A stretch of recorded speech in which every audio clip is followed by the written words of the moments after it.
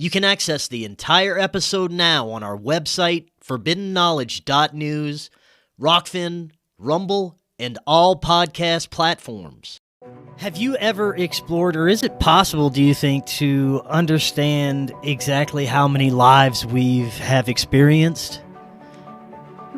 You know, there's like, which level of perception are we going to look through, right? Because at the highest level, let's say from whatever we're going to call source or God, we've experienced every single life that exists in all of the multiple universes and timelines, and right, like we are all of that. Right. But as this life, as like Lindsey, like how many lives has this aspect of source, this soul experienced? There's this conception that you have 108 lives, and you could be anywhere in that timeline of lives. None of it's happening linearly, though. So on another level of conception, we're experiencing all 108 at one time, which is also why we can remember them.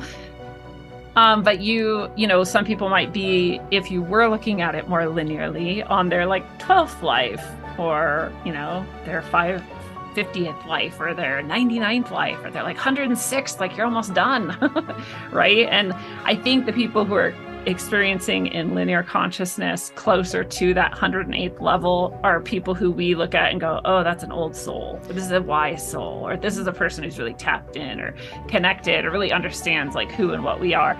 I think that's sort of true. And the people who are at the other end are the people who are like, oh my God, is that person even conscious? Or are they an NPC? Like, what's happening over here? Now, is there a specific spiritual teaching that says that there is 108 specific lifetimes?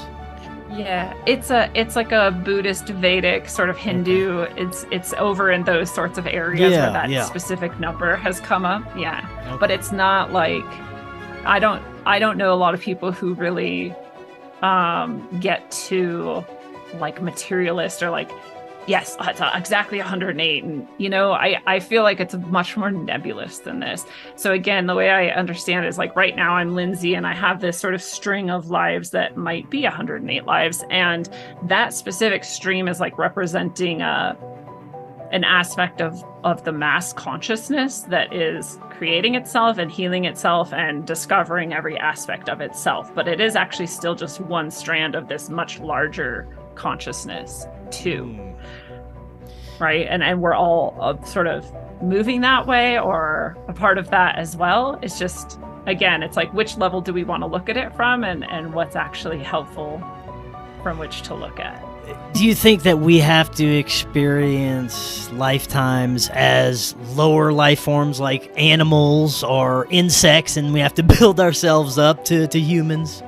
That, I don't know if I believe that, but that is part of that 108 system of lives, that like you went through mineral and amoeba and insect and reptile and all of the different things, and human is sort of the end result of all of that. You know, and I would say at the very least, that seems to be in our genetic code. And so we would have memory of it anyway somewhere. We'd have experience of it somewhere within us. I don't know. It's hard for me to conceive of that as like a lifetime, though. It feels more like you would like, I don't know, experience part of it as like maybe each one of those is one lifetime. Like all the mineral consciousness is like you experiences as one or something. I haven't really looked too deeply into it for myself, but that's sort of my feeling about it. Now, going through the experience of reliving a past life and experiencing your own death, this is a form of energy release to where it will help trigger the healing of some of those traumas, right?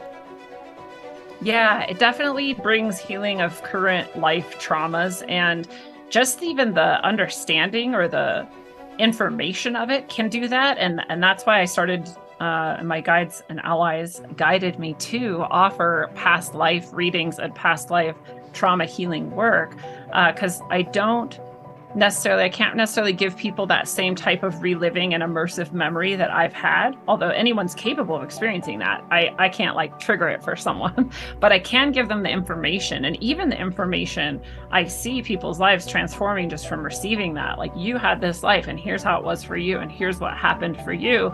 And people receive that and they're like, oh, I mean, this makes more sense now. And I understand this aspect about myself. And I've always wondered where that came from. And now I know. And that level of healing is also really powerful. And so I think whether it is triggered for people spontaneously, like it has been for me, whether you receive that information through like a reading, like I offer people, or I've received past life readings from other people too that have been really helpful for me. And just the understanding, just the information can help you receive that healing or release some things that you may have been holding on to, or unleash some things that you were maybe repressing about yourself, right? That can happen too. And all those types of healings can be a part of this. I also think, for me at least, the spontaneous memories I've had, they've come at pretty specific times. And when I look back, I can see it's like they came at the moments where I was ready to understand them and integrate them and release what was ready to be released and do that level of healing. So I know some people sometimes are like, well, I want to do this and I want to experience this. And I'm like, I don't know. I think you should just trust that your soul has a plan, because it's always been really hard for me. It's not like what we just talked about, those two lives were easy to experience. And they weren't easy to heal, what was in this life as Lindsey as a result of either. So I'm not saying you want to avoid it either. I'm just saying, like, everything happens for a reason. I think people should just trust themselves and trust their soul in that. And same with if you're called to do like a reading with myself or other past life readers or healers, I think you trust that you feel called to that for a reason too. And that it is time for you to learn something else and integrate something else and release something else. Have you ever consciously gone in and attempted to extract a past life memory? For myself? Yes, for yourself. No, I haven't. I work with myself on a very just open-ended way. Like, my way of working with myself is to go into that state of, spiritual connection, deep meditation, or whatever people want to call it, and just say to my guides and allies, like, all right, like, what now? What do you want to do today? And I do that for a really specific reason. It's because the times in my life where I've tried to push something or force something, it has not been as good. And the times where it has just spontaneously sort of happened, it's been profound over and over and over again. So I have this ultimate level of trust in my guides and allies and in my own soul that, what needs to happen will happen, and that I don't have to ever push it or guide it. It will just occur when I give it space and time.